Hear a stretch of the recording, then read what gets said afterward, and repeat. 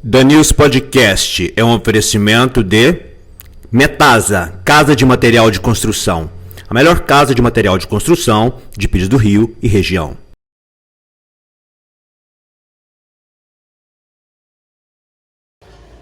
Salve, salve! Esse é o 10º Danils Podcast. Eu tenho a honra de estar aqui com um ex-aluno meu, Matheus Ferreira, hoje Dr. Matheus Ferreira, endocrinologista. É uma profissão muito bonita, muito interessante, vai trabalhar com nossos hormônios, né? Quando eles eram alunos eu falava assim, vocês estão numa fase que os hormônios estão pulando, os hormônios não podem deixar de pular. Eu quero agradecer a sua presença, Matheus. Eu queria que você se apresentasse para o público que não te conhece. Então, meu nome é Matheus Ferreira, sou médico endocrinologista e é uma honra estar aqui com o Dan, que foi um professor que nos marcou também muito. Então, assim, é uma honra estar aqui contigo. Muito obrigado. E eu quero dedicar esse programa, eu sempre dedico o programa ao Danils Podcast. Esse é o 10º programa e eu quero dedicar para a Maria Helena, sua mãe. É isso mesmo. Por quê? A Maria Helena, quando eu tinha um link no meu site da Boy, da Girl, a Maria Helena sempre fazia os cabelos das meninas, sempre fazia maquiagem. Maria Helena, muito obrigado. O programa hoje é dedicado a você. Tá bom? Então vamos lá, Matheus. Quando você, desde criança, você queria ser médico? Não era desde criança. Desde criança eu sempre falei que queria ser policial. É mesmo? Por causa do seu pai? Por causa do meu pai. Olha a influência que um pai tem, hein? Por causa do meu pai. Tanto é que eu fui no cursinho do WR para fazer a prova da AMAN, que é da Escola das Agulhas Militares, para entrar para o Exército, né? Para ser oficial de carreira do Exército. E no cursinho eu já gostava de ciências biológicas, dessas coisas. Eu falei com meu pai, parece que eu também gosto dessa parte de biológicas, parece que a medicina está me interessando. Sim.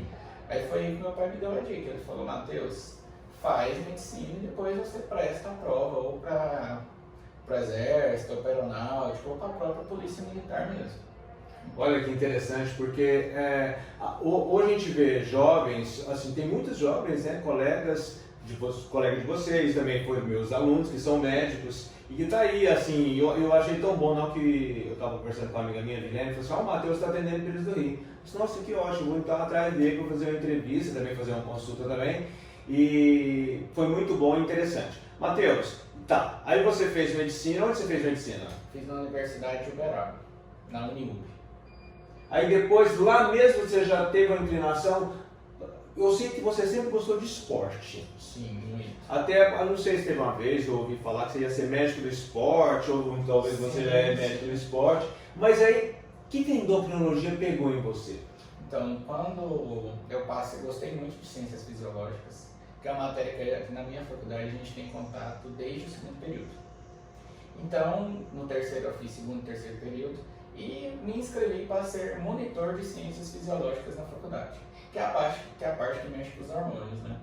E desde então que eu fui o monitor, eu me interessei muito pela endocrinologia.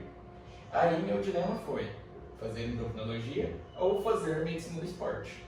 Até no final da faculdade que eu não decidi fazer endocrinologia. Mas então, assim, o que me fez assim, ir para o lado da endocrinologia foi realmente a monitor que eu fui por 1 ano e meio na faculdade. Na faculdade a gente fala de mestres, assim, professores que a gente se assemelha muito. Tem algum específico, assim, certo? Sim, eu gostei muito do professor de ciências fisiológicas, que para mim era muito inteligente. O raciocínio clínico dele era muito elevado. Eu sempre me interessei mais por áreas clínicas do que por cirurgia, ou pediatria, ou ginecologia. Então eu sempre gostei mais da clínica, por causa do raciocínio clínico que envolve, né, para detectar as doenças. Então eu sempre me interessei mais pela clínica. E na clínica, o que tem mais raciocínio clínico é endocrinologia. Então hoje eu gostei bem. Foi ele um professor de cirurgia oncológica, porque eu também sempre gostei muito de urgência e emergência. Tanto é que hoje eu ainda trabalho com urgência e emergência. E com esse professor de oncologia eu pude fazer procedimentos e entender um pouco da urgência e emergência. Foram os dois que me marcaram. E, por coincidência, os dois chamam Luiz Carlos. Olha, que interessante, homônimos.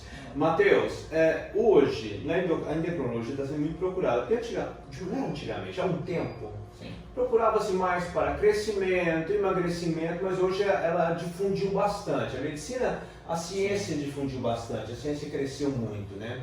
E hoje a gente vê também uma procura muito grande pela questão da estética, a questão do emagrecimento, mas às vezes até uma procura errada, não ao profissional adequado, que seria vocês. Sim. Como é que você vê isso hoje? Por exemplo, o uso de medicações,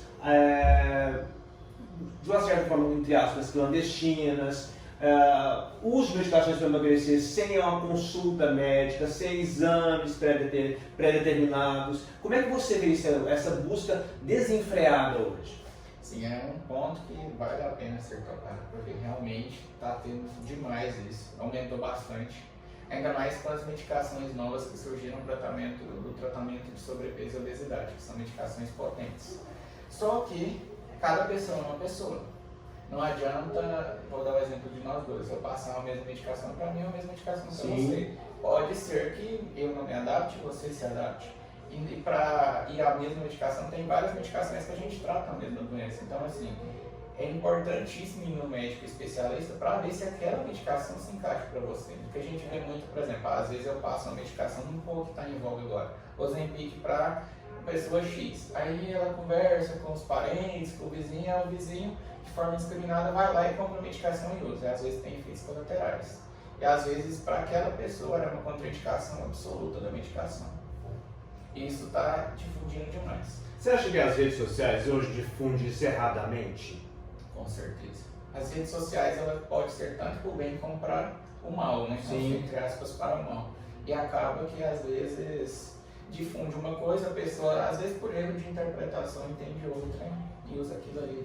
Porque eu vejo isso muito, por exemplo, a gente vê muita celebridade que tem uma influência grande e ela está ganhando em cima, né, dos seus seguidores, de uma certa forma, para eles é times money mesmo. Sim. E a gente vê isso, a gente fala assim, cara, não está procurando médico. Às vezes essa busca pela beleza do emagrecimento excessivo, não o emagrecimento adequado, com saúde adequada, alimentação adequada, a gente fica preocupado mesmo nesse exagero que tem, né? Principalmente medicações que, de uma certa forma, de repente pode ser uma medicação que não seja real, né? Apenas ilusória. Sim.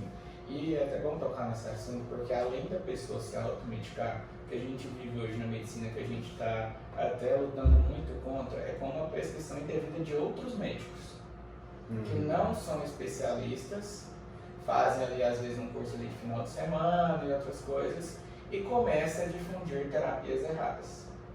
E essas terapias visando só estética, mas uma visão de estética que você, entre aspas, realmente às vezes dá o efeito que a pessoa quer esteticamente, mas prejudica a saúde. Entendi. E na medicina a gente sempre busca o bem-estar. E é contra o conceito de medicina. Na medicina a gente trata doenças. A estética é importante, é claro, mas desde que não prejudique a saúde. Porque acaba que muitas pessoas vão para o lado só da estética e esquecem da saúde. E a saúde é o principal, a estética seria uma consequência, né? Você hoje, você tem mais paciente, homens ou mulheres? Mulheres. As mulheres vão mais no médico, é isso? Com certeza, com certeza. As mulheres procuram se tratar mais. Acaba que a gente vê isso mesmo, é uma preocupação, porque tem que ser igual, né? Não tem que ter uma diferenciação, mas a gente vê essa preocupação porque a gente, por isso até brinca assim, meninos, homens têm que ir ao médico porque senão morre cedo, né? Porque se não procura o médico, uma doença pode se agravar, enfim, e está mais nas últimas, vamos dizer A assim. expectativa de vida do homem é menor que a da mulher, em 4 a 8 anos.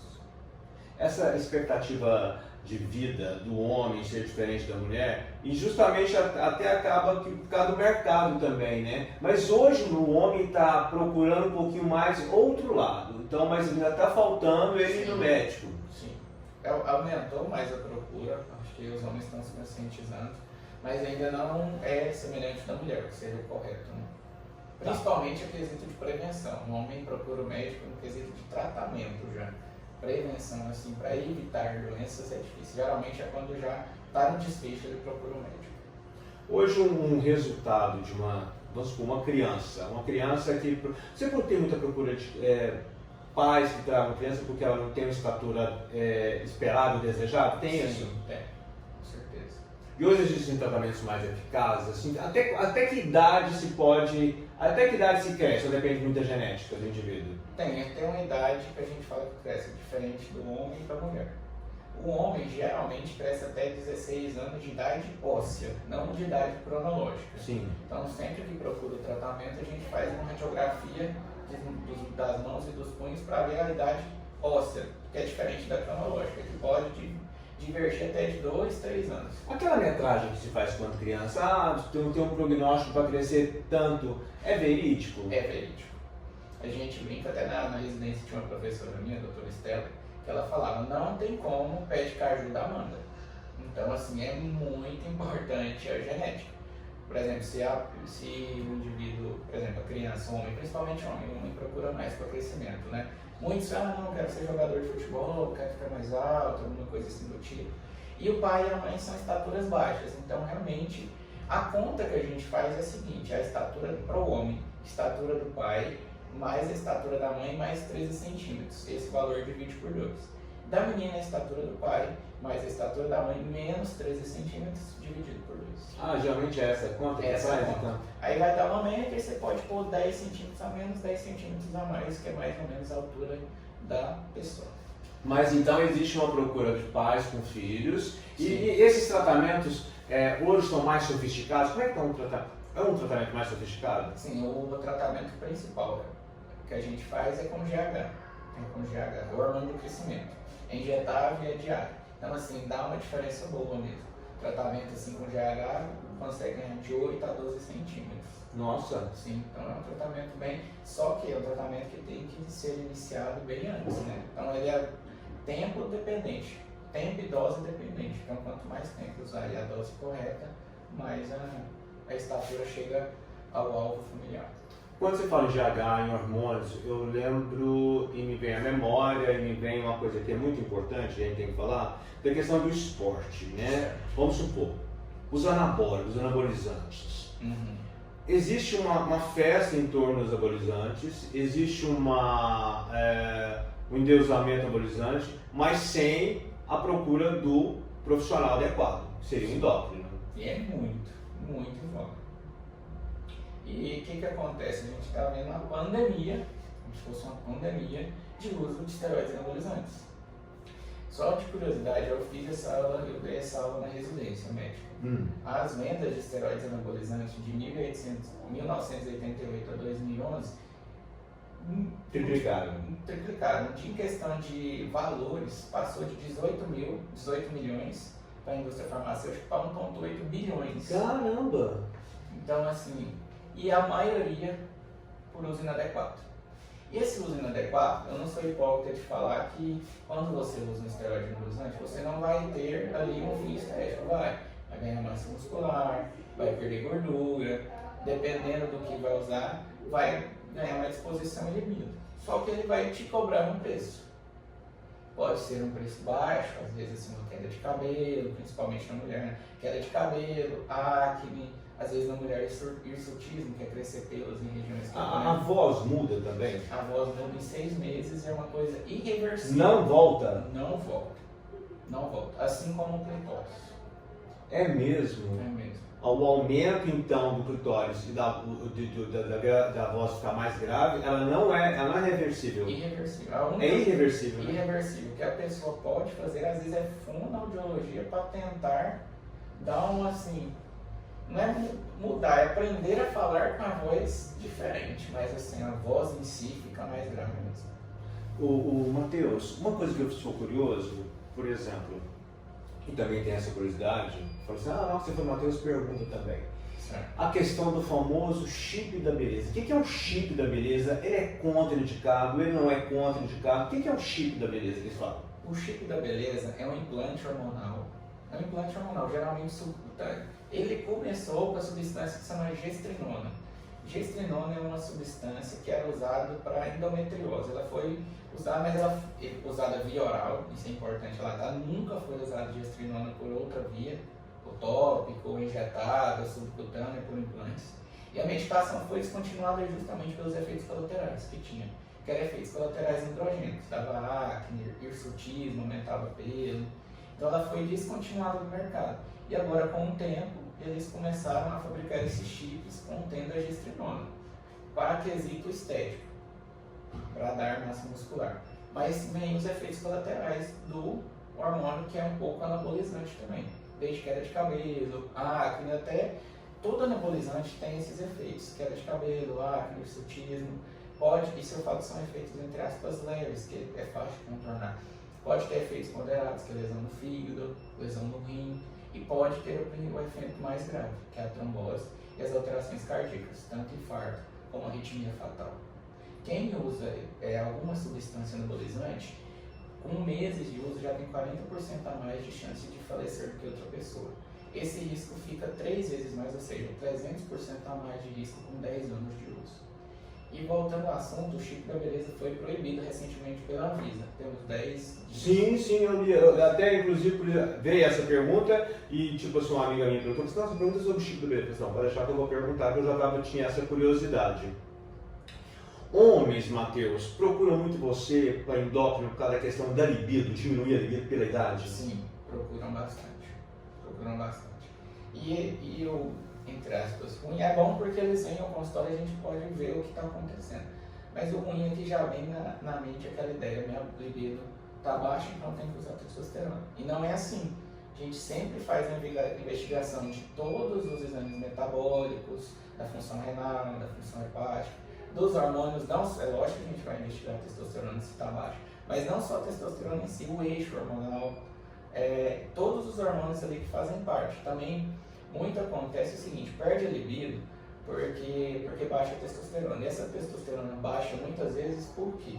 Excesso de peso, sobrepeso, obesidade. Bebida também, né? Bebida, inatividade física e também uma coisa que é muito importante, o sono. O sono é muito importante. Tem estudos recentes falando que homens que não dormem direito, ali, têm dificuldade para dormir, o insônia ou por causa do trabalho em si, reduz em torno de 30 a 40% a testosterona. Mas realmente, respondendo a pergunta, eles vêm buscando atendimento por causa de redução da libido. É comum. E os homens estão se preocupando mais agora com isso. Hoje existe uma associação, assim, por exemplo, de um paciente, um cliente seu, de repente associar você e colocar junto com o nutricionista. O que é colocar junto? Por exemplo, vamos supor que eu sou um cliente, um paciente, a minha terapeuta não fala paciente, mas não é cliente, tá bom, cliente. Um cliente que chega e fala assim, não, vamos supor que um cliente seja que tem uma situação que dá para ele fazer. Que hoje em dia também é questão financeira também, né? E no médicos adequados, nomeados, que seja. Eu falei assim, não, eu quero que você converse com o meu nutricionista para ver a minha alimentação, aí mas você já tem a base nutricional também, lógico, e o meu professor meu personal tem isso, já aconteceu com certeza, e é o melhor dos mundos. Seria o melhor dos mundos. Porque associa, né? Associa. Porque principalmente, vamos supor, para uma terapia de ganho de massa muscular, seria a minha avaliação, a do nutricionista, do personal, seria assim, fundamental. Era o melhor dos mundos. Seria o melhor dos mundos. Tanto é que vem pacientes aqui, na primeira consulta, buscando um endocrinologista, às vezes a pessoa tem só um sobrepeso, alguma gordurinha ali a mais, não tem nenhuma alteração hormonal, nenhuma alteração metabólica. Eu falo, foca na nutrição e no personal. Na parte da endócrina aqui, tá tudo ok. Então, assim, às vezes não, o ideal é que fosse sempre multidisciplinar, que a gente usa essa palavra, uma terapia multidisciplinar. Matheus, eu quero agradecer, muito obrigado mesmo. Foi um prazer mesmo. Prazer todo meu. Pessoal, então, assinem o canal, vai lá, faz a sua inscrição, faça a sua inscrição, que é gratuito. E aqui com o Dr. Matheus Ferreira, endocrinologista, atendendo em Pires do Rio, aqui pela Clínica LIS Saúde Integrada. Muito obrigado e um abraço para todos. Abraço. Obrigado, Matheus. Danils Podcast é um oferecimento de Metasa, Casa de Material de Construção. A melhor casa de material de construção de Pires do Rio e região.